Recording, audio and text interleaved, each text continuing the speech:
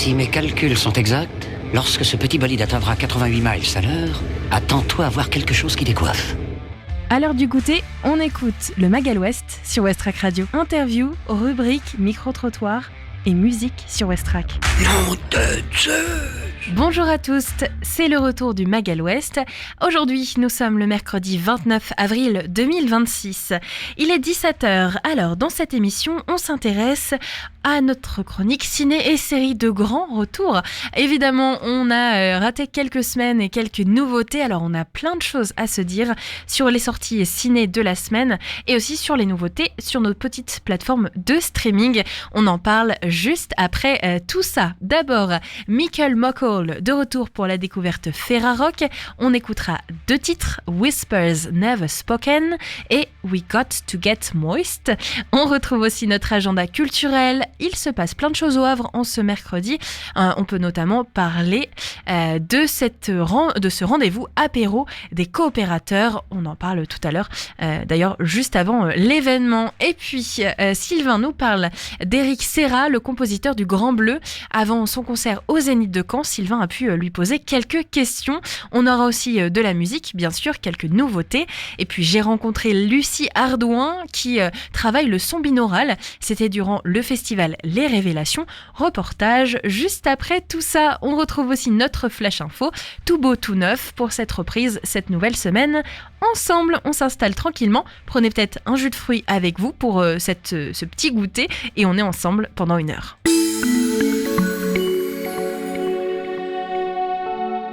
Le temps est toujours aussi beau et estival pour nous en ce mercredi. Actuellement, il fait 12 degrés. Le mercure indique 21 pour le ressenti avec un beau temps peu nuageux devenant variable. L'indice UV est de 5, il est donc modéré. Le vent est assez fort, il se tourne vers l'est et dépasse les 60 km/h. Ce soir, il fera 18 degrés, ressenti 14 avec un beau temps peu nuageux. Et enfin, cette nuit, il fera 14 degrés, ressenti 9. Pour votre journée de demain, jeudi, en matinée, il fera 12 degrés, ressenti 7 avec un beau temps peu nuageux. L'indice UV est modéré, il est donc de 3. Le vent reste vers l'est et garde son cap de 55 km/h. Dans l'après-midi, il fera 22 degrés, ressenti 25, c'est le plus chaud de cette semaine, avec un beau temps peu nuageux. En conséquence, l'indice UV sera plus fort, il sera de 6. Pensez donc à prendre votre crème solaire, et oui. Et enfin, en soirée, il fera 19 degrés, ressenti 17.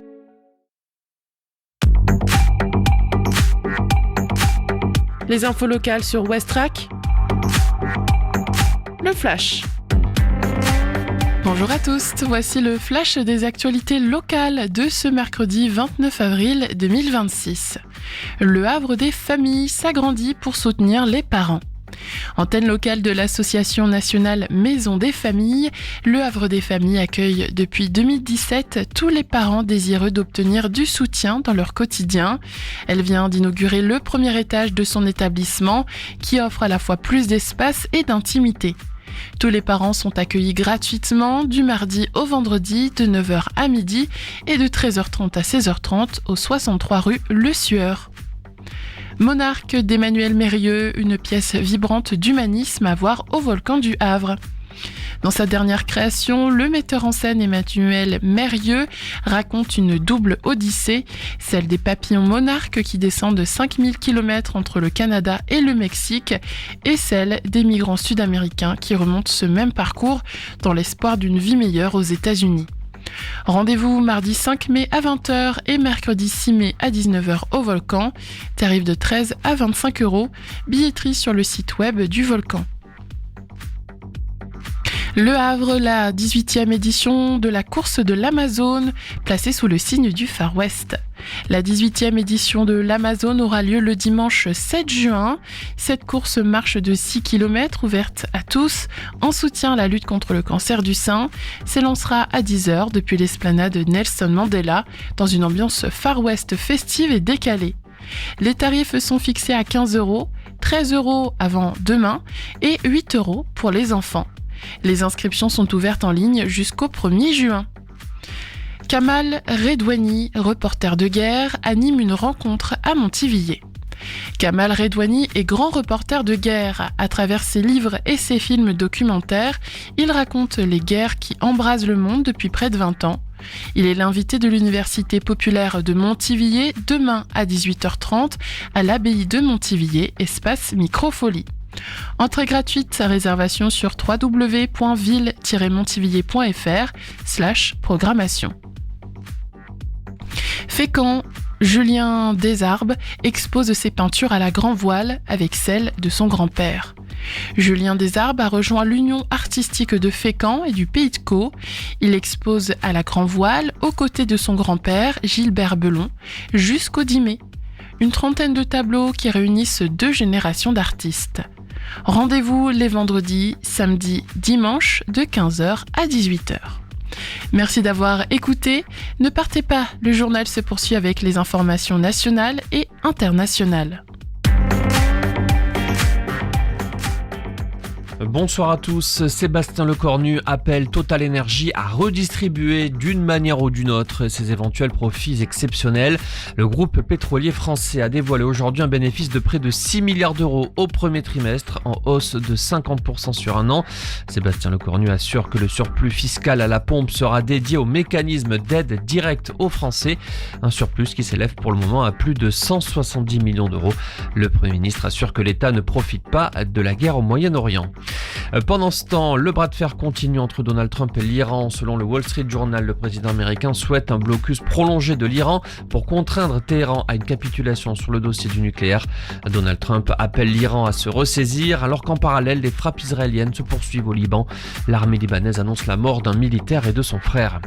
Les ressortissants français appelés à quitter le Mali dès que possible, c'est ce que demande le Quai d'Orsay. 4200 Français sont inscrits au registre consulaire. Le ministère des Affaires étrangères alerte sur la situation tendue dans le pays après les attaques djihadistes du week-end dernier dans plusieurs villes, notamment Bamako.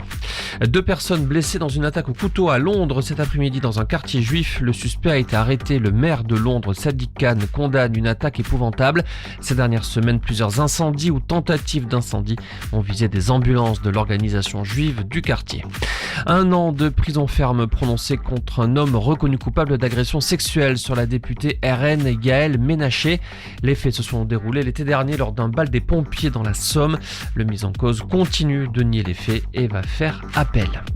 Et puis en tennis, Arthur Fils affronte Jiri Leeka. Des idées sorties pour cette semaine ou ce week-end pour te culturer sur Westrack Radio.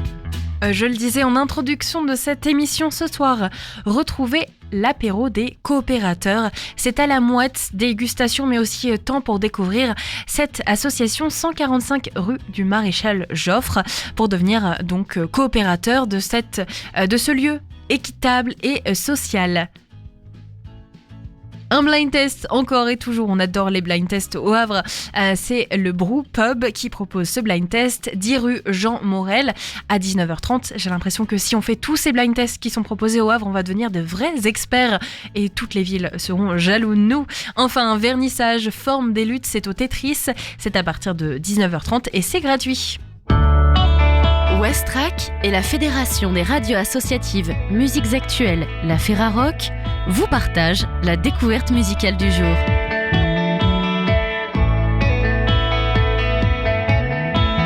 Psyché nerveux, punk minutieux, Michael Muckle débarque avec une énergie qui ne cherche pas à plaire mais à percuter. Actif depuis 2018, le groupe cultive un joyeux désordre sonore, un micmac tendu et mordant qui donne envie de tendre l'oreille.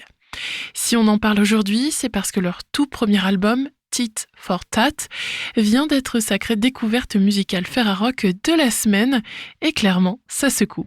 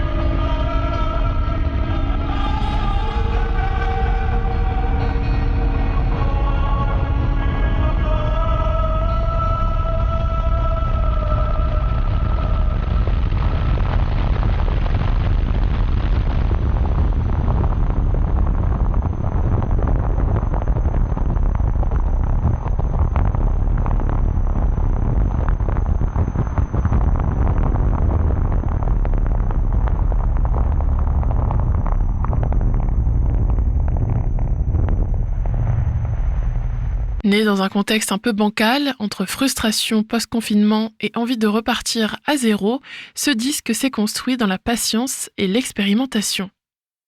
8 mois pour chercher, tester, déconstruire. Le groupe s'éloigne des formats classiques. Des boîtes à rythme pour durcir le ton, plusieurs micros pour capturer une voix en mouvement, presque insaisissable. Résultat, une matière sonore brute qui gratte, qui pique, mais qui reste toujours en tension.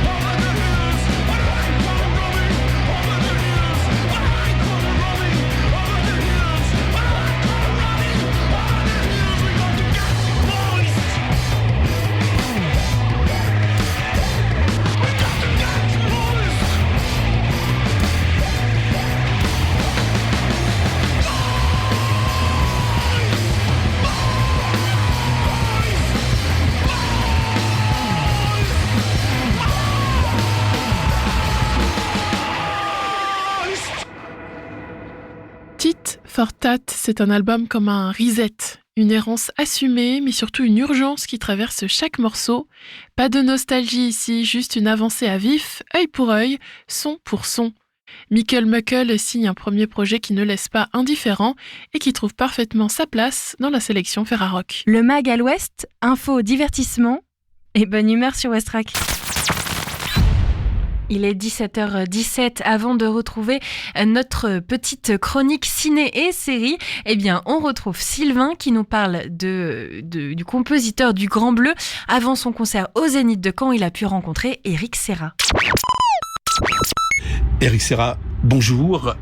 Nous sommes au Zénith de Caen. Cela annonce quoi ? Alors, cela annonce un beau spectacle. En gros, c'est un spectacle qui est une rétrospective de toute ma carrière. Donc, c'est pas un ciné-concert comme ce que j'avais fait là, il y a 3 ans. C'est vraiment un spectacle musical avec une mise en scène, des décors, un light show, quelques projections, mais pas tout le long, et dans lequel on sera à peu près une 30aine de musiciens sur scène, et on jouera des morceaux de un peu tous les films que j'ai faits, mais aussi comme c'est rétrospectif de ma carrière, c'est pas que les films, c'est aussi un morceau de mon album, mon premier album solo qui était sorti en 98, un morceau d'un spectacle que j'ai fait pour le Cirque du Soleil à la fin des années 2000 et dont je suis très content aussi, que c'est un album que j'aime beaucoup et que personne connaît parce que il est en vente que au Cirque du Soleil. Donc il y a que les gens qui ont vu le spectacle qui connaissent, mais c'est un peu frustrant parce que pour moi il fait partie de mes meilleurs albums. Donc on jouera un morceau de ça aussi, pour pouvoir, ne serait-ce que pour pouvoir en parler. Et puis probablement un morceau ou deux de mon tout dernier album qui est sorti au mois de janvier. D'accord. Et voilà, donc ce sera et on sera 7 musiciens pop.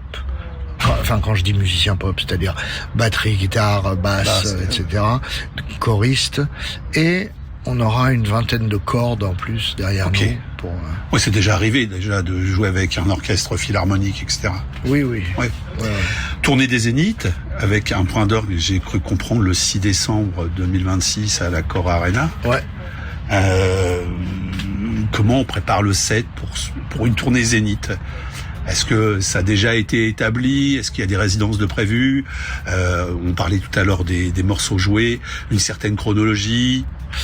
Alors, la préparation, elle est assez longue. Hein. On est déjà dessus depuis un moment là, et je fais que ça cette année. Presque que ça. C'est la toute première chose, c'est la setlist. C'est très compliqué, je suis en plein dedans là, et c'est très compliqué parce que il faut sélectionner moins de 2 heures de musique sur je sais pas combien de dizaines d'heures j'en ai composé, donc sur une carrière c'est pas facile. Ouais. Donc c'est pas simple, mais on est dessus avec le metteur en scène, c'est-à-dire que moi j'ai ma vision musicale, mais lui a sa vision de metteur en scène, donc on essaie de combiner les deux. On n'a pas fini, donc j'ai pas la setlist encore précise. Et ensuite, il y a la préparation de la mise en scène. Moi, j'ai beaucoup de préparation, notamment pour écrire des parties par exemple, comme on va avoir des cordes, je vais écrire des parties de cordes sur les morceaux qui n'en avaient pas forcément à l'époque. Oui, un réarrangement pour la soirée, pour cette tournée, voilà. Exactement, donc il y a des gros travail de préparation. Ensuite, il y a des répétitions, une fois que tout ça est prêt, il y a des répétitions prévues au mois de, mi-octobre, je crois, à Paris, dans un studio.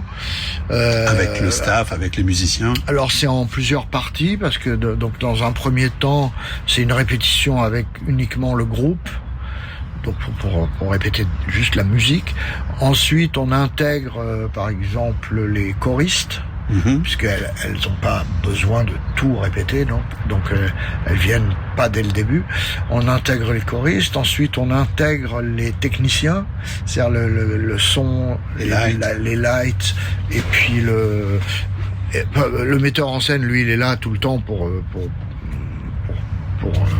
commenter au cas où s'il voit un truc où il se dit mais attends, ça une fois dans le décor ça marchera plus, enfin bref, il est là pour surveiller un peu. Et enfin, dernière partie, les derniers jours, on intègre tout le monde, y compris le symphonique. Et là donc c'est les dernières répétitions à Paris. Et ensuite on vient s'installer au Zénith de Rouen 2 jours avant la première date. Donc le 11 et le 12 novembre, on sera déjà dans le Zénith de Rouen, mais en répétition générale. D'accord, filage. Voilà, là avec tout, y compris les décors, la mise en scène, etc. Alors, j'ai plein de questions qui me viennent. Vous êtes compositeur de bon nombre de musiques de films, mais avant tout musicien. Ouais. J'aimerais savoir comment on compose. Est-ce qu'il y a, c'est en fonction de lecture de scénario? Est-ce que c'est en fonction d'images ou du réalisateur? Ça ne doit pas être évident, donc je voudrais... Alors, déjà, ça dépend, premièrement, à quel moment on m'appelle. dans le processus de création du film. Quand, par exemple, Luc Besson, pendant toute une époque, la période Gaumont notamment, ce qu'on appelle la période Gaumont, c'est-à-dire c'est de son tout premier film jusqu'à Jeanne d'Arc inclus. Donc ça comprend tous les gros succès, Subway, Le Grand Bleu, Nikita, Léon, Cinquième élément. À cette époque-là, en général, moi j'étais au courant du film parmi les premières personnes, parce que comme on était en même temps très amis, j'étais en général une des premières personnes à qui il racontait sa nouvelle idée, souvent avant même de l'avoir écrite. Donc, mine de rien, moi, ça me permettait de commencer déjà à y penser. Je travaillais pas, mais c'était comme si il me plantait une petite graine. Du coup, et ensuite, j'attendais. Alors, parfois, il me donne le scénario, je lis le scénario, ou parfois, il me le raconte. Et du coup, pendant tout le temps qui suit, ça, mine de rien, ça travaille. C'est-à-dire, j'y pense. Je me dis, tiens, qu'est-ce que je vais faire comme genre de musique? Est-ce que je vais faire plutôt rock, ou plutôt électro, plutôt symphonique, etc. Enfin, ce genre de questions. Et mais je ne travaille pas concrètement.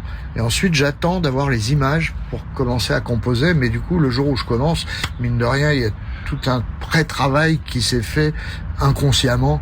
Les images ont apporté peut-être le rythme, une espèce de synchronisation ou des choses comme ça. Alors là, moi, je compose super précisément à l'image, c'est-à-dire c'est la différence entre un tailleur et du prêt-à-porter, quoi. Moi, je suis vraiment tailleur, quoi. Je compose sur mesure, sur les images. Mais bon, ça, c'est pas toujours possible, parce que je sais pas moi, quand j'ai fait par exemple James Bond GoldenEye, au moment où ils m'ont appelé, le film était terminé, ils étaient en post-prod, mais le film était fait. Donc le premier contact que j'ai eu, ils m'ont montré le film en entier.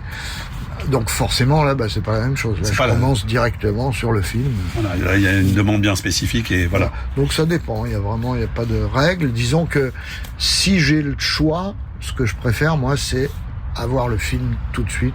Comme ça, je peux vraiment, je compose directement. C'est ce que m'inspire le film, quoi. Ok. Alors vous êtes musicien avant toute chose. Là, on est derrière un film. Ouais. Vous avez rencontré, je vais dire traîné, c'est peut-être pas le bon, avec bon nombre d'artistes reconnus. Comment on arrive à choisir le fait, il y a eu une période avec Jacques Higelin, il y a eu le fait de laisser tomber un peu ce côté scène et se tourner vers le cinéma. Est-ce que c'est facile? Est-ce qu'il n'y a pas un regret sur un poste ou un autre? Alors oui, c'est une très bonne question, parce qu'effectivement, j'avais, par exemple, quand j'ai fait la musique de Subway, j'étais à cette époque-là avec Higelin, et je n'ai pas arrêté de jouer avec lui à cette époque. Donc je faisais les deux en parallèle, ce qui était un peu sportif, mais bon, c'était cool, parce que j'avais pas eu besoin de choisir du coup. Après, j'ai arrêté de jouer avec Jacques, justement, pour me consacrer à 100% au Grand Bleu.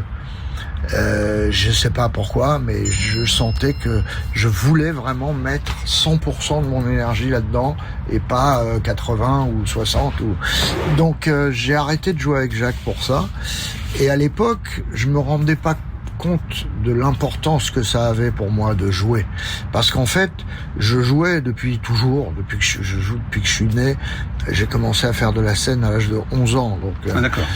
Alors c'était pas mon métier évidemment, j'étais écolier comme tout le monde, mais néanmoins je connaissais déjà les plaisirs de la scène et du public, et ensuite je suis devenu musicien professionnel très jeune, à l'âge de 17 ans. Et je jouais tout le temps. Et avec Higelin, je suis resté 7 ans dans son groupe. On faisait, 150 concerts par an. Le reste du temps, on était en studio ou en répétition. Bref, on jouait tout le temps. Et c'est ce que j'ai toujours adoré dans la musique, depuis que je suis enfant, c'est jouer de la musique. Donc le jour où j'ai arrêté, où j'ai pris cette décision, je me suis pas bien rendu compte de l'impact que ça allait avoir. Alors, ça a été probablement très positif pour la musique du Grand Bleu. Ensuite, la musique du Grand Bleu a eu un tel succès que ça a complètement changé ma vie, évidemment. Et notamment, ça m'a donné les moyens de faire tout ce que je rêvais de faire. Donc là, j'ai commencé en gros, pour faire simple, à faire le tour du monde et à découvrir d'autres cultures, voilà, ça m'a passionné. J'ai compris très très vite en plus que c'était ce qu'il y avait de plus enrichissant dans la vie, c'était de découvrir d'autres cultures. Et j'adorais vraiment ça. Du coup, je profitais vraiment de mes moyens. Donc pendant 2 ou 3 ans, après le Grand Bleu, j'ai rien foutu. Alors à part quand Luc m'appelait pour faire un film, après le Grand Bleu, on a fait Nikita. Ouais. Oui, remarque, je crois que c'était quand même au moins 2 ans après. Donc pendant les 2 ans entre les deux, j'ai vraiment rien foutu, quoi. Non, mais ça peut être bon aussi pour s'imprégner justement d'autres cultures, d'aller voir un petit peu ce qui se passe ailleurs. Oui, non. Quand je dis j'ai rien foutu, en fait, c'était très enrichissant, mais disons que j'ai pas travaillé concrètement. Et alors, je vivais donc ces moments-là qui étaient quand même incroyables, parce que quand on est... moi j'avais 27 ans, 28 ans après le Grand Bleu. À 28 ans, quand on a la chance soudain d'avoir, en gros, de pouvoir s'offrir tout ce qu'on a envie de s'offrir. Alors j'étais pas milliardaire non plus, mais j'avais pas des fantasmes de milliardaire. Donc déjà le fait de pouvoir voyager autant que je voulais, sans me poser de questions, c'était quand même un luxe inouï. Et malgré ça, au bout d'un moment, je me sentais pas bien. Je me sentais pas bien. J'étais moins heureux. Je sentais que j'étais moins heureux qu'avant. Et j'ai mis un moment à comprendre que ça venait de ça. C'est que j'étais moins heureux parce qu'il me manquait ce qui est pour moi l'essentiel dans ma vie, c'est de jouer de la musique. Et je m'en suis rendu compte un jour où, parce que je me disais, mais comment ça se fait? J'essayais de comprendre, j'ai essayé d'analyser. Je me disais, mais attends, t'as tout ce que tu veux, tout le monde en plus est adorable avec toi parce que t'es connu, et du coup les gens, il y a plus, parce que quand on est connu pour des bonnes raisons, c'est-à-dire pour un talent, la notoriété n'est que positive quasi, enfin 99%. Les gens qui se plaignent de la notoriété, c'est ceux qui sont connus pour des mauvaises raisons. Genre, mais non, mais c'est vrai, comme, je sais pas moi, Kim Kardashian ou des gens comme ça, évidemment, on peut pas être... Alors, maintenant, elle peut être fière parce qu'elle s'est devenue une super businesswoman, et bravo, mais au départ, c'est quand même... On peut pas être très fier de soi, quoi. Donc, c'est pas... Je pense pas que ça soit un bonheur réel. Moi, c'était pas le cas. Moi, tous les gens étaient adorables avec moi. Bref, je comprenais pas. Je me disais, mais pourquoi je suis moins heureux qu'avant, quoi? Il y a aucune raison. Et un jour, c'est grâce à Higelin. Un jour, Higelin m'appelle et me dit, tiens, parce qu'on était restés très potes, il m'appelle et me dit, tiens, j'ai une série de concerts là, j'ai pas de groupe formé en ce moment, tu veux pas venir jouer avec moi? Et je pouvais, et je lui ai dit, ah bah ouais, tiens, avec plaisir. Et là, je suis remonté sur scène pour la première fois depuis 2 ou 3 ans. Et là, ce que j'ai ressenti sur scène, mais ça fait tilt instantané. C'est-à-dire, je me suis dit, ah mais voilà, voilà pourquoi ça n'allait pas. Parce que vraiment, c'était comme si j'arrivais pas bien à respirer, quoi. Et que d'un coup, soudain, on me donnait de l'air. Donc, j'ai compris, et à partir de ce moment-là, du coup, c'est là que j'ai commencé à chercher la solution pour refaire de la scène. Alors justement, en tant que musicien, multi-instrumentiste, on aimerait savoir lequel a la priorité des priorités. Moi, j'ai une image d'un morceau de basse dans Subway extraordinaire. Donc voilà. C'est quel instrument? Ou il y en a plusieurs, ou il y en a... Alors, oui, il y en aura plusieurs. Là, je vais me faire plaisir. Je vais justement utiliser mes talents de multi-instrumentiste parce que ça m'amuse. Donc, je vais jouer, je pense, principalement de la basse quand même, parce que c'est quand même mon instrument principal. Mais je vais jouer aussi de la guitare, pas mal, probablement. un petit peu de batterie quand même, parce que ça m'éclate aussi. Ouais. Un peu de clavier, parce qu'il y en aura besoin. Et je vais chanter aussi, et puis je vais diriger l'orchestre. Donc voilà, je vais faire un peu tout ça, parce que j'aime tout ça, et c'est pas le même plaisir à chaque fois. À chaque fois, ouais. Quand on joue de la guitare, c'est pas le même plaisir que de jouer de la basse, qui n'est pas le même plaisir que jouer de la batterie. Chaque instrument a vraiment ses spécificités et ne procure pas le même un plaisir identique. Du coup, quand on a la chance d'en jouer plusieurs, c'est vraiment des plaisirs différents. Ouais. Alors pareil, la musique se nourrit de plein d'univers, plein de musiques différentes. Vos coups de cœur musicaux, la genèse, c'est quoi? Du rock, du jazz, musique du monde? Non, la genèse, c'est les premiers trucs que j'ai écoutés volontairement, c'était du rock. Alors, mais je dis volontairement parce que avant d'écouter volontairement, en fait, j'entendais de la musique tout le temps parce que mes parents écoutaient beaucoup de musique. D'accord. Mon père était notamment chansonnier, donc il s'accompagnait à la guitare. Du coup, il était très mélomane, très bercé depuis tout petit. Il avait une grosse culture musicale. Et du coup, moi, j'entendais de la musique tout le temps depuis que j'étais né. Et une chance particulière, je trouve, qui est probablement à l'origine de mon éclectisme musical, c'est que ils écoutaient autant de jazz que de rhythm and blues, de classiques, de chansons françaises, mais top qualité, quoi, Brel, Brassens, etc. Et moi, j'entendais ça tout le temps. J'étais baigné là-dedans en permanence. Ensuite, moi, quand j'ai commencé à écouter de la musique que j'avais choisie, c'était du rock. Mon groupe fétiche, c'était Led Zeppelin quand j'étais gosse. Et après, vers l'âge de... mais je jouais déjà, je jouais depuis l'âge de 5 ans. Donc, mine de rien, ce que j'écoutais, je jouais avec, quoi. Voilà, aussi. de reproduire, de s'approcher. Voilà, je m'en servais d'école, parce que je suis 100% autodidacte. Donc mon école, c'était ça, quoi. J'écoutais, et puis je reproduisais ce que j'entendais. Mais je le faisais vraiment assidûment, quoi. C'était... Donc en fait, même si je suis autodidacte, j'ai beaucoup travaillé, j'ai beaucoup étudié. Il faut de toute manière bosser, travailler dans la musique, comme ailleurs. Et après, j'ai découvert ensuite ce qu'on appelait à l'époque le jazz rock, qu'aujourd'hui on appelle plutôt fusion, quoi. Et ça m'a complètement bouleversé aussi. Et le jour où j'ai découvert ça, c'était soudain. Je découvrais un nouvel univers, quoi. C'était vaste. Et puis ensuite, il y a eu toute une période où je me suis plongé dans la musique classique, symphonique, en prévision d'en composer un jour. Et je m'étais spécialisé, mais donc ça aussi je l'ai fait de manière extrêmement assidue. Pendant 2 ans ou 3 ans, tous les jours pendant 2-3 heures, au casque, les yeux fermés, et les mêmes œuvres tous les jours. Donc mine de rien, je faisais ça comme un vrai boulot, quoi, comme un vrai travail d'étude.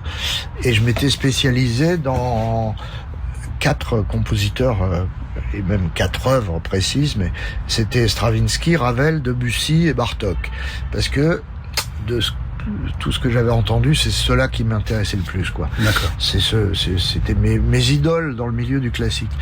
Et puis parallèlement à tout ça, avec mes voyages, grâce au Grand Bleu, là j'ai commencé à découvrir notamment l'Afrique. Alors que j'avais découverte, d'ailleurs c'est pas vrai, je l'avais découverte avec Higelin. On avait fait une tournée en Afrique de l'Ouest en 84, et ça avait été une révélation, incroyable, un truc. Ça avait été plus qu'une révélation, ça avait été initiatique pour moi, la découverte de la musique en Afrique, parce que, les percussions notamment, parce que là-bas, vraiment, je me souviens que la première fois que j'y étais, j'avais la sensation que c'était vraiment, l'expression, le berceau de la musique, mais c'est réel là-bas, on le sent. C'est-à-dire, on sent que c'est là qu'elle est née, et on sent que c'est là qu'elle vit, quoi. Ouais. C'est-à-dire que le rapport des gens locaux à la musique n'est pas du tout comme le rapport des Occidentaux à l'art en général. C'est-à-dire que là-bas, pour eux, c'est aussi essentiel que l'air qu'ils respirent, quoi. Tout à fait. Et ils sont baignés là-dedans depuis le jour de leur naissance. Donc, il y a une puissance de la musique là-bas qui est impressionnante et puis en plus des rythmes. Ouais. C'est le berceau du rythme notamment. Enfin, le rythme étant l'origine de la musique.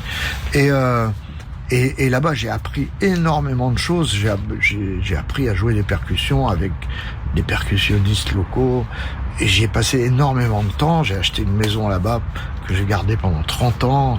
Ça a été extrêmement important et ça a eu une énorme influence sur ma musique. Éric Serra, c'est plein d'informations, on pourrait y passer des heures. Revenons à cette future tournée. Elle démarre début novembre. Ouais, 13 novembre à Rouen. On peut déjà trouver des billets en ligne. Je sais pas, je crois. Ouais. Mais enfin, je sais pas, c'est pas moi qui m'occupe voilà. de ça. Mais... Donc voilà, moi je vous invite tous à aller écouter et puis se déplacer parce que la musique, ça se vit sur scène. Et puis on se dit à très bientôt. Bon courage pour le travail qui reste à effectuer. Merci. Et puis une belle tournée fin 2026. Merci beaucoup. Merci Éric Serra. Au plaisir. À bientôt. À bientôt. Au revoir. Requin Chagrin revient avec une nouveauté, c'est Décollage.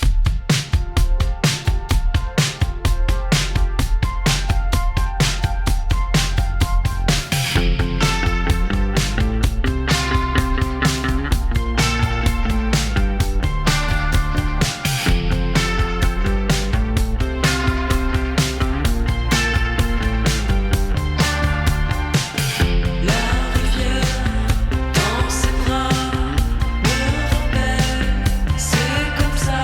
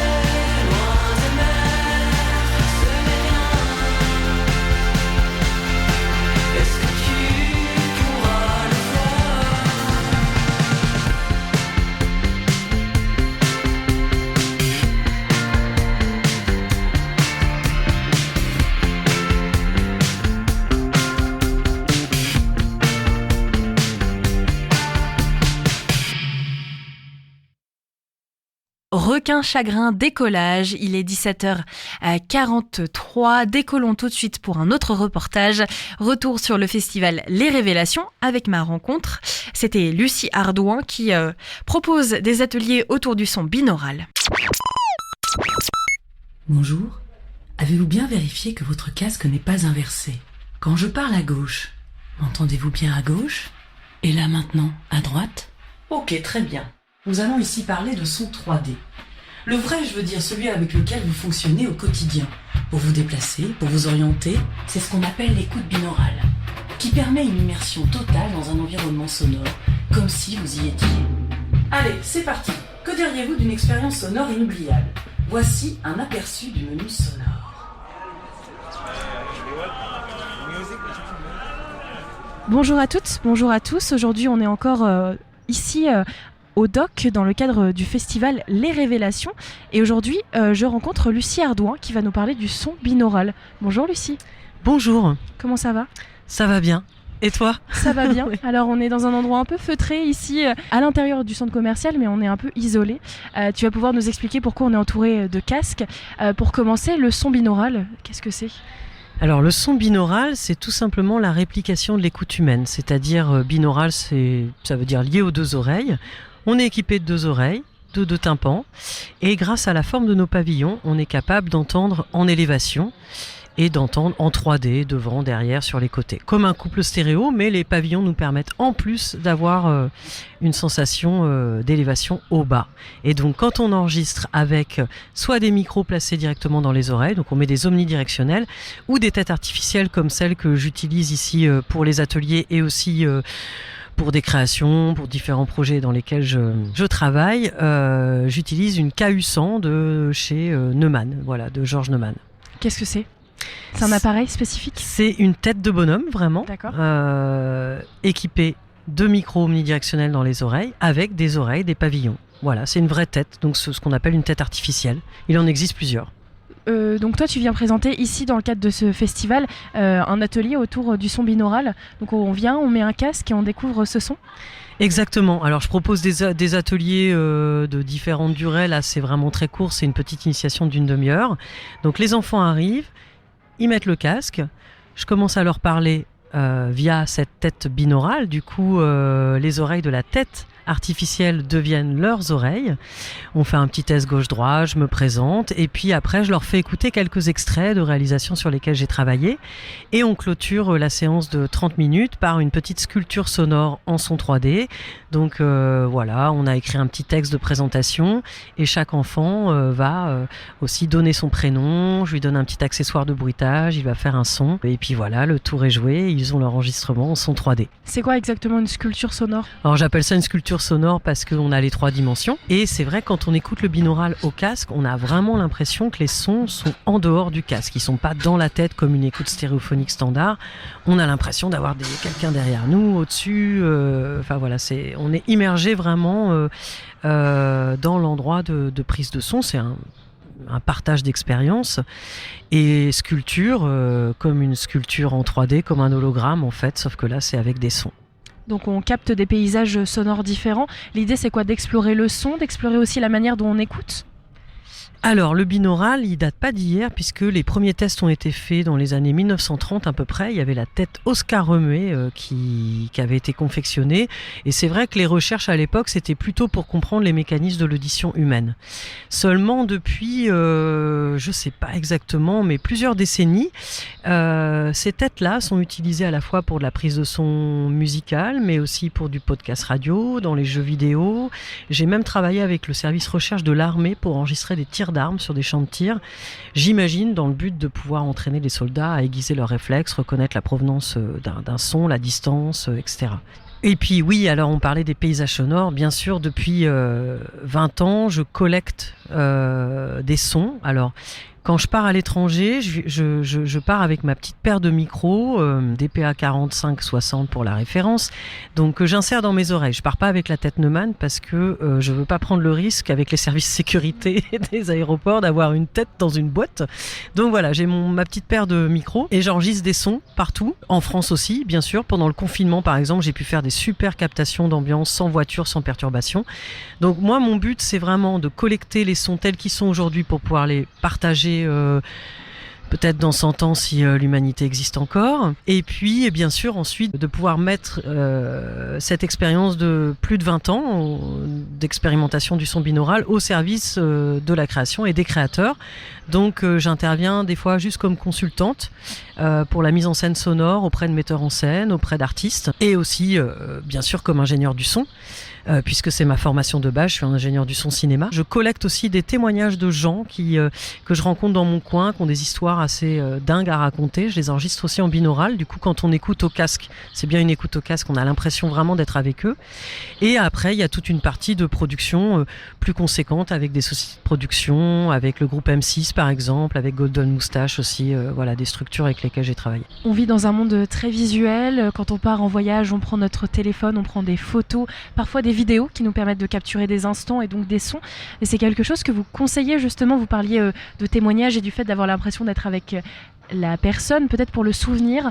C'est quelque chose que vous conseillez, voilà, de prendre avec notre téléphone ou un petit enregistreur des sons plutôt que seulement des images quand on part en voyage par exemple. Alors, je pense que ça dépend vraiment de la sensibilité de chacun. Moi, du coup, je pense que je travaille pas dans le son par hasard. Je ne suis pas du tout physionomiste et je suis pas du tout dans le visuel. Malgré le fait qu'on est dans une société du visuel, de l'image, ça c'est clair, mais les sons, effectivement, on a du mal à en parler, c'est pas évident de donner des adjectifs sur le son par rapport à l'image, et donc j'essaie depuis 20 ans de démocratiser le travail du son, l'enregistrement des sons, l'écoute active des sons, et c'est vrai que personnellement, partir en voyage avec des micros et réécouter ces sons, comme on est dans une continuité sonore, et il faut pas oublier que le son contient toute la continuité dialoguée, toute la continuité narrative en fait dans un film, les dialogues, des bouches qui parlent sans son, ça raconte rien en fait. Donc voilà, moi quand je réécoute mes sons de voyage, j'y suis quoi, je revis les choses, et même avec un petit dictaphone, bon, le souci c'est se protéger du vent. Et souvent les téléphones, on n'a pas de bonnette, et donc le vent, ça c'est l'ennemi numéro 1 du preneur de son. Qu'est-ce que c'est une bonnette ? On va dire une bonnette en mousse, une petite mousse qu'on met sur le micro, ça va pas être suffisant pour l'extérieur, vaut mieux utiliser, vous savez, les mousses à poil, les windjammers, on appelle ça les bloqueurs de vent, qui vont permettre de filtrer le vent qui arrive dans le micro, et puis surtout essayer de trouver des endroits où on est à l'abri du vent pour enregistrer tout simplement quoi. Pour moi la photo c'est des beaux souvenirs aussi, mais ça fige un moment. On n'a pas de continuité dans le temps. La vidéo aussi, mais quand on a de l'image et du son, on a tendance à moins faire attention au son. Voilà. Tout à l'heure, vous parliez de sculpture du son. J'ai l'impression que vous pensez vos créations comme des objets, quelque chose de presque physique, tangible, alors qu'on parle bien de l'invisible, le son. Comment est-ce qu'on le travaille justement ? Et peut-être avec un public aussi jeune qui, comme ici, vient découvrir quelque chose qui est très différent de quelque chose de visuel. On ne peut pas toucher le son. Le fait d'utiliser la captation binaurale permet de spatialiser les sources dans l'espace. Donc ça, les enfants, ils l'entendent. Ils entendent voilà, que les sons ne sont pas au centre de la tête, au centre de l'écoute, ils sont vraiment répartis autour de nous. Et après, bien sûr, il y a une partie montage, le montage son que j'adore comme pratique. Et en montage, dans les logiciels, on peut sculpter la matière sonore. Moi, je compare le son à de la pierre, en fait, brute. Et quand on va ensuite travailler les équilibres du spectre, des fréquences, utiliser des plugins éventuellement, sculpter le son, enfin voilà, on sculpte la matière sonore comme on travaille une pierre, effectivement, un objet, quoi. Donc ça, pour le sculpter, on a des outils, vous parliez de plugins, donc j'imagine de logiciels en fait. Voilà. Sur un côté très technologique, là, un peu votre casquette d'ingénieur du son. Oui, voilà, qui revient.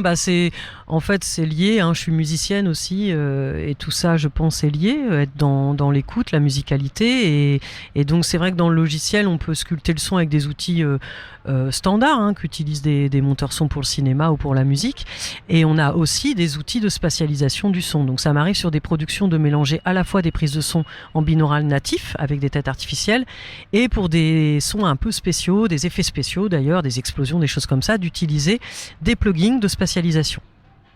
Dans ce genre d'atelier, comme nous sommes ici au Doc Vauban, c'est quelque chose de collectif. C'est vraiment une expérience qu'on partage avec notre casque, mais on est ici entouré d'autres personnes pour peut-être avoir un retour ensuite de ce qu'on a ressenti. Oui, on échange sur ce que chacun a ressenti pendant les écoutes et puis quand ils ont aussi enregistré, on réécoute l'enregistrement après, donc c'est marrant, on voit les enfants se retourner, ils cherchent le son, ils cherchent leurs collègues qui leur parlent alors qu'ils parlent pas, c'était dans l'enregistrement. Donc il y a cette confusion aussi de qu'est-ce qui est dans le casque et qu'est-ce qui n'est pas dans le casque. Et puis voilà, cette sensation immersive, mais ce qui est marrant, c'est que du coup on est dans une écoute individuelle en collectivité, c'est-à-dire que chacun a son casque, chacun va entendre ce qu'entend cette tête artificielle, mais on écoute ensemble, donc on peut partager. On a la même, en fait, tout d'un coup, on a le même point d'écoute, le même point d'écoute d'un auditeur, en fait. Et c'est ça qui est intéressant avec le binaural, c'est qu'on peut, quand on écrit en binaural, on va choisir le point d'écoute. Qui est ce personnage qui écoute ? Est-ce que c'est un personnage de l'histoire ? Est-ce que c'est un spectateur lambda ? Est-ce qu'on est dans du point de vue subjectif ? Et on va composer avec ce point d'écoute. Et vous cherchez parfois peut-être à déstabiliser un peu l'auditeur ? Oui, alors on peut s'amuser un peu en clin d'œil à The Virtual Barbershop, qui est un des extraits les plus connus du binaural qu'on trouve sur internet, où on va se retrouver chez le coiffeur. Alors on peut s'amuser à couper les cheveux, à tondre la nuque, bien sûr on fait semblant, on met un sac plastique sur la tête avec une sensation d'étouffement. Enfin voilà, on peut jouer sur cette sphère d'intimité qu'on peut utiliser qu'avec le binaural. En fait, en stéréo mono, on peut pas jouer sur cette sphère d'intimité. Et en plus, cette sphère d'intimité, normalement, on n'est pas censé rentrer dans cette bulle au quotidien, dans la vie de tous les jours, surtout depuis les règles de distanciation sociale qu'on a connues. Et le binaural permet artificiellement de réinjecter de la proximité. C'est même utilisé comme technique pour soigner justement des phobies sociales, pour aussi soigner l'autisme. On utilise le son binaural. Vous avez un site ou peut-être une page Instagram où vous partagez justement ces sons de votre quotidien ? Alors je crois que je suis trop vieille pour Instagram, j'ai Facebook, mais si, mon site c'est sonbinaural.com, donc c'est facile de s'en rappeler. Binaural, c'est B-I-N-A-U-R-A-L, voilà. Et la page Facebook, c'est le même nom ? Lucie Ardouin, pour la page Facebook, mon nom, voilà. Merci beaucoup Lucie, à bientôt. Merci Lucie. Pendant le show, je vous proposerai également de petits jeux interactifs que vous m'aiderez à composer, si vous le voulez bien. Au plaisir de vous retrouver pour partager avec vous un voyage en binaural. Voilà pour ce beau voyage en binaural avec Lucie Ardouin. Tout de suite, il est 17h55 et c'est notre chronique ciné. Ça marche à l'électricité, mais il faut une réaction nucléaire pour générer les 2,21 gigawatts d'électricité. 2,21 gigawatts 2,21 gigawatts Mon Dieu Monsieur Pignon, votre prénom à vous c'est François, c'est juste ? Oui. Eh bien lui c'est pareil, c'est juste. Un grand pouvoir implique de grandes responsabilités. Parce que tu as la capacité émotionnelle d'une petite cuillère.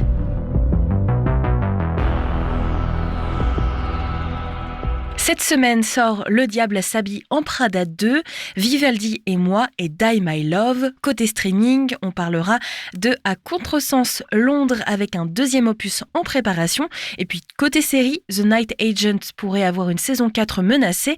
Et The White Lotus verra-t-il une saison 4 sans Helena Bonham Carter ? Réponse tout de suite. 20 ans après la sortie du film original, Le Diable s'habille en Prada 2 débarque au cinéma avec les retours de Meryl Streep, Anne Hathaway, Stanley Tucci et Emily Blunt. Rappelez-vous, le premier opus, sorti en 2006, racontait l'histoire de Andrea, fraîchement diplômée, débarquant à New York et décrochant un job de rêve. Mais en tant qu'assistante de la tyrannique rédactrice en chef d'un prestigieux magazine de mode, elle va découvrir ce que le mot enfer veut dire. Voilà donc de retour le personnage de Andrea, mais aussi celui de Nigel, toujours dans cet univers impitoyable du glamour et du magazine Runaway, et des rues new-yorkaises où l'élégance est une arme redoutable. Runway. Ce n'est pas seulement un magazine. C'est une icône mondiale, une route sinueuse qui nous réunit à nouveau. Bonjour. Tiens, regardez un peu ce que l'armée du salut nous ramène. Pardon. Qui est-ce ? Vous la connaissez ? Je la connais ? Je suis Andy Sachs. Andrea. C'était l'une de vos Émilie. Une de mes quoi ? Sortie au cinéma du film Vivaldi et moi, un film d'une durée de 1h51. C'est un biopic historique et musical de Damiano Micheletto avec Tecla Insolia, Michele Riondino et Fabrizia Sacchi. Au début du XVIIIe siècle, l'Ospedale della Pietà à Venise recueille et forme de jeunes orphelines à la musique.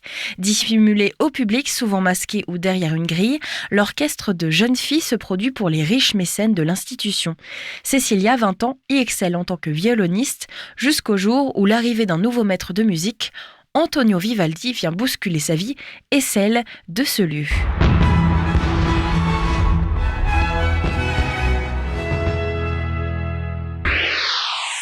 Et enfin, dernière sortie ciné aujourd'hui, c'est Die My Love, un film de 1h58. C'est un drame de Lynne Ramsey où on y retrouve Jennifer Lawrence, Robert Pattinson et Lakeith Stanfield. Décidément, Robert Pattinson ne cesse d'être au grand écran ces derniers mois. Il était déjà à l'affiche de The Drama avec Zendaya et aujourd'hui, on le retrouve dans ce film tout public. L'histoire, c'est celle de Grace et Jackson qui fuient New York et décident de fonder une famille dans l'immensité sauvage du Montana. Mais quand leur fils naît, lasse et en proie à une solitude grandissante, Grace sent sa réalité lui échapper. Peu à peu, elle perd pied, fragilisée par une maternité qu'elle affronte presque seule. Côté streaming, les adeptes des œuvres de Mercedes Ron étaient sous le feu des projecteurs dernièrement avec la grande présentation de Prime Video et de ses programmes à l'international.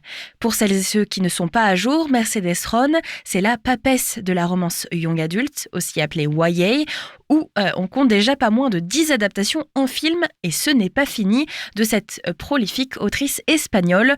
Autant dire que ça a été un véritable aubaine pour Prime Video, qui a décidé d'en faire une de ses spécialités et même d'appuyer la pédale sur l'accélérateur. Encore plus de à contresens. Nicole Clements, responsable des productions originales et internationales de Prime Video, a annoncé que la trilogie À Contresens a été visionnée par plus de 100 millions de personnes à travers le monde. Les 3 films ont été numéro 1 sur Prime dans plus de 170 pays avec plus de 90% des vues provenant de l'extérieur de l'Espagne. C'est une audience mondiale incroyable pour une franchise en langue espagnole, a déclaré donc Clements à Deadline. Une adaptation britannique de l'œuvre de Ron, À Contresens Londres, a été lancée il y a plusieurs mois. Et voilà que vient d'être annoncé un deuxième opus pour À Contresens Londres, toujours donc sur Prime Video, cette fois-ci avec Asha Banks, Matthew Broome et Kerim Hassan, qui sont d'ailleurs les personnages déjà présents dans le premier film. On retrouvera donc la suite de ce livre vendu à 3,5 millions d'exemplaires, une date de sortie pour cette saga phénomène qui est tout de même déconseillée au moins de 16 ans. Donc c'est après le succès triomphal de l'adaptation espagnole des romans À Contresens, écrit donc par Mercedes Ron, que la plateforme Prime Video a remis le couvert en 2025 avec ce remake britannique de l'histoire d'amour interdite entre Noah et Nick, baptisé À Contresens Londres, similaire quasiment en tout point à l'intrigue des films ibériques. Cette nouvelle version avait rencontré un succès tout aussi massif que l'original. De quoi va parler ce deuxième volet ? L'amour entre Noah et Nick Lester, demi-frères et sœurs par alliance, semble indéfectible malgré les manœuvres de leurs parents pour leur séparer.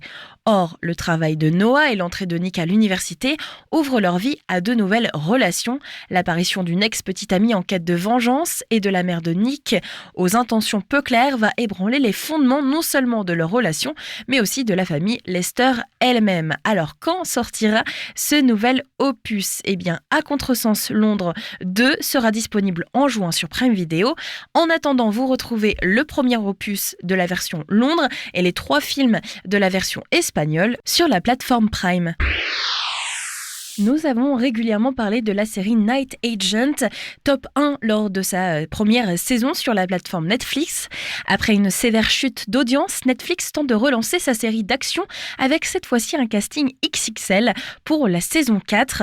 Malgré une chute d'audience vertigineuse en saison 3, The Night Agent prépare sa saison 4 avec un casting renforcé et un déménagement à Londres. Les chiffres sont là, et ils font mal. La saison 1 de The Night Agent avait démarré en trombe avec 20,6 millions de vues lors de sa première semaine. La saison 2 avait glissé à 13,9 millions et la saison 3 diffusée en février 2026 n'a réuni que 8,4 millions de vues à son lancement, soit une chute de près de 40% par rapport à la saison 2 et de 59% par rapport au démarrage historique de la série. Un recul brutal pour ce qui était à son lancement l'une des séries les plus regardées de la plateforme. Netflix ne semble pas être prêt à jeter l'éponge pour autant. Ce qui est étonnant, habituellement, la plateforme n'hésite pas à annuler une série dès son premier raté dans la saison 1 et abandonner totalement le projet. Pour la saison 4, ce n'est pas le cas. L'équipe de scénaristes est déjà en train de travailler sur cette nouvelle saison depuis 2025 et la production a obtenu un crédit fiscal californien de 31,6 millions de dollars à condition de délocaliser le tournage à Los Angeles, abandonnant ainsi New York, cadre des saisons précédentes. Un changement de décor qui accompagne un sérieux coup de sang au niveau du casting. Selon Deadline, 4 nouveaux acteurs rejoignent la série en tant que personnages réguliers aux côtés de Gabriel Basso, seul membre confirmé du casting de la saison 3 à venir. La recrue la plus attendue, c'est Titus Welliver, connu pour avoir incarné le détective Harry Bosch pendant des années dans la franchise Amazon du même nom. Il jouera Duval, un procureur spécial du département de la justice, chargé d'enquêter sur le programme Night Action, qu'il considère comme une unité d'exécution présidentielle hors de tout contrôle judiciaire. Un angle directement inspiré des événements de la saison 3 où un président corrompu, attention spoiler, avait utilisé le programme à des fins personnelles. Trevant Rhodes, révélé dans Moonlight de Barry Jenkins, incarnera Dom, le nouveau partenaire de Peter Sutherland, un homme marié censé montrer à Peter qu'un agent peut aussi avoir une vie personnelle. Lee Jun Lee, récemment vue dans Sinners, jouera Min, la femme de Dom. Enfin, Elizabeth Lale, connue des fans de You sur Netflix, incarnera Zoé, l'ex-fiancée de Peter, dont l'existence n'avait jusqu'ici qu'été évoquée dans la saison 1. Aucune date de diffusion n'a encore été communiquée pour le moment. Si vous souhaitez découvrir ou redécouvrir cette série, 3 saisons sont déjà disponibles sur la plateforme Netflix. Toujours côté série et streaming, The White Lotus se sépare de l'actrice Helena Bonham Carter. Révélée par le cinéaste James Ivory dans les années 1980, l'actrice Helena Bonham Carter est probablement l'un des profils les plus inclassables du cinéma moderne. Visage incontournable, des drames historiques, en costume dans sa jeunesse, héroïne anarcho-punk de Fight Club à la fin des années 90, puis iconique gothique du cinéma de Tim Burton, la comédienne a navigué entre les genres et marqué les esprits de plusieurs générations, y compris celui du jeune public, en incarnant la cruelle Bellatrix Lestrange dans la saga Harry Potter. Avec une telle image, voir l'actrice rejoindre une série aussi irrévérencieuse que The White Lotus avait quelque chose d'évident. Tellement évident que la comédienne avait bel et bien été annoncée au casting de la 4e saison, avant que le créateur Mike White et la chaîne n'annoncent leur décision de remanier le personnage en urgence une semaine après le début du tournage. Alors pourquoi Helena Bonham Carter a-t-elle quitté The White Lotus ? L'actrice ne s'est pas exprimée sur les raisons de son départ précipité, mais un porte-parole de HBO a fait des déclarations à ce sujet chez les confrères de Deadline. Alors que le tournage de la saison 4 de The White Lotus venait de commencer, il est devenu évident que le personnage créé par Mike White pour Helena Bonham Carter ne convenait pas à l'actrice une fois sur le plateau. Le rôle a donc été repensé et est en cours de réécriture et sera attribué à une autre actrice dans les prochaines semaines.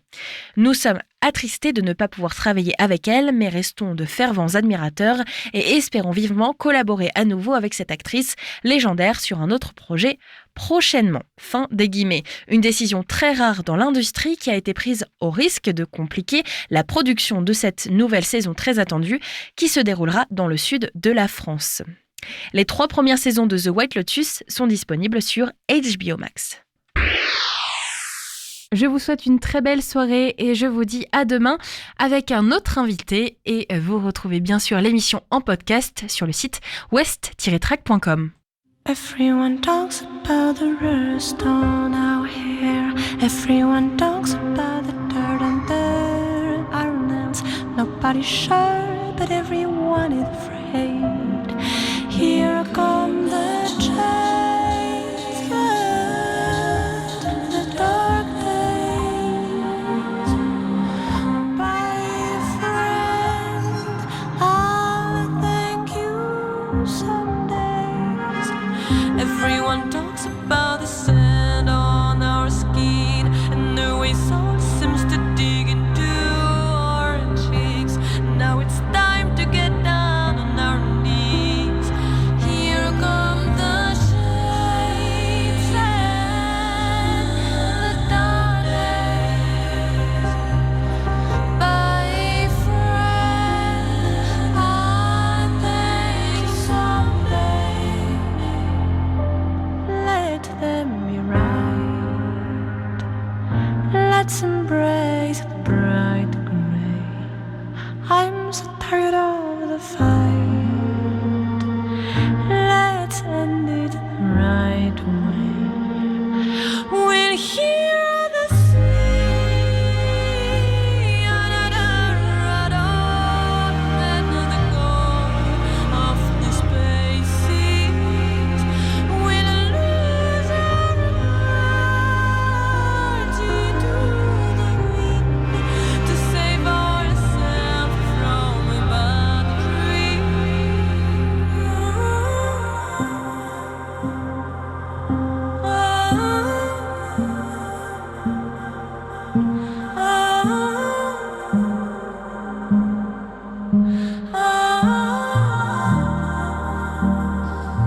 No one talk about the rust anymore, or about the dust on